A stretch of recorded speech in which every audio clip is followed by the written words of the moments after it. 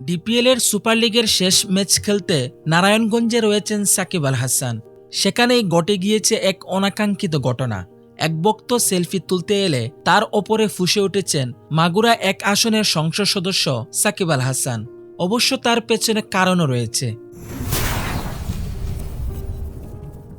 6 মে সকাল 9টায় খান সাহেব ওসমান আলী স্টেডিয়ামে মাঠে নেমেছিল শেখ জামাল ও প্রাইম ব্যাংক।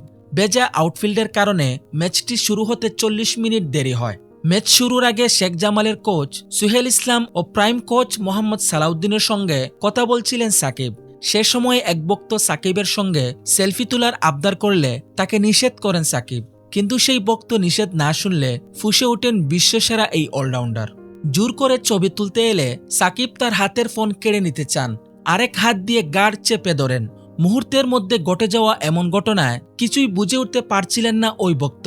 পরে অবশ্য সেলফি না তুলেই তিনি চলে যান। এরপর সাকিব আবার 2 কোচের সঙ্গে আলাপে অংশ নেন।